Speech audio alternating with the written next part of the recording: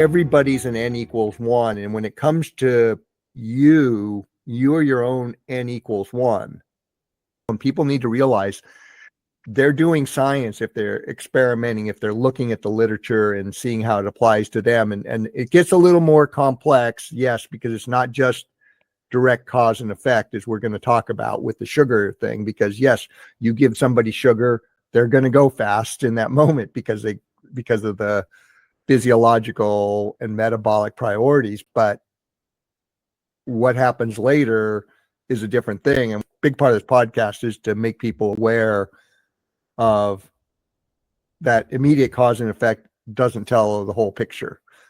Yeah, and that's a good way to put it. They need to take back their individuality. And the n equals 1 thing means that I'm an individual and things are going to work a little different for me. However, that's saying everything in moderation. No, not everything in moderation. That's a big myth.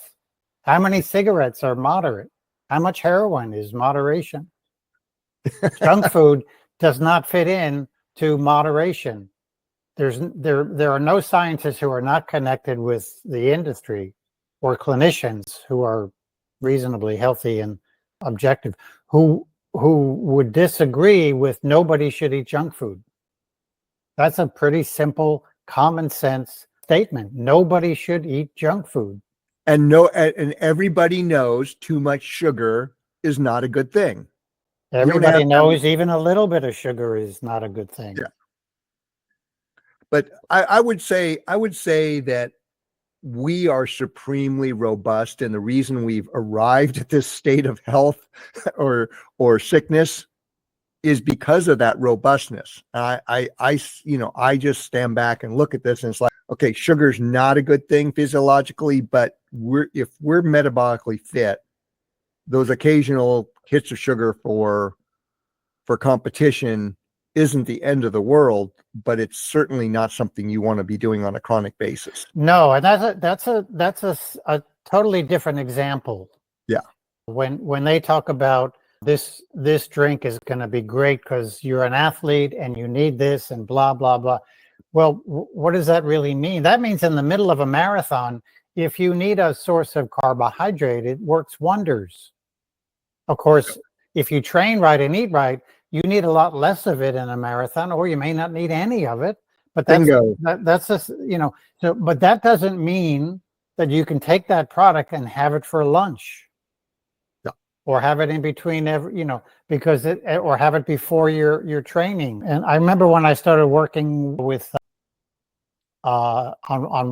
with some people on Wall Street, and I would go down to the trading room and I would, I'd meet these high-end traders and start talking to them about food and what they're eating, what they have for breakfast.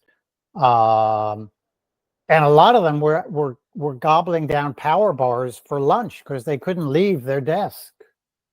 And I said, no, there's a better way to do that. You have your food at your desk. There's nothing magical about power bars. It's going to make you trade poorly for the rest of the afternoon. And these guys think they're athletes. These women, they're athletes. These are high-powered, intense, from 9:30, from 8:30 to, the whole day, Monday through Friday, and some of them even on the weekend. So athletes are very similar. There's a lot going on, but we are individuals, and we've got to figure out what natural things work for us. And so maybe somebody needs more protein than someone else. Maybe somebody needs more fat, more of certain kinds of natural fats and certain kinds of natural carbohydrates. But that's what I'm talking about when you hear everything in moderation, or when you hear the common thing, and I heard it the other day. I was out in public, and I try not to go out in public because you hear these things and you can't help but say something. It was, well, yeah, I'm going to have this big giant thing of ice cream with sprinkles because I'm going to burn it off later when I do my workout. what a ridiculous mentality that we've been fed by these companies. That's the calories in, calories out myth, which is still popular.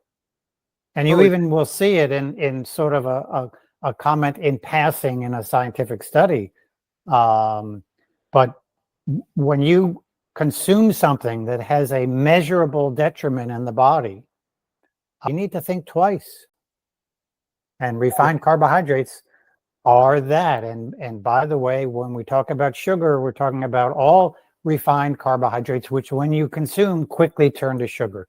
And that's virtually all flour products in the market. Wheat, rye, corn, they're all highly, highly processed carbohydrates that quickly turn to sugar as soon as you consume them. And they prevent your body from burning fat.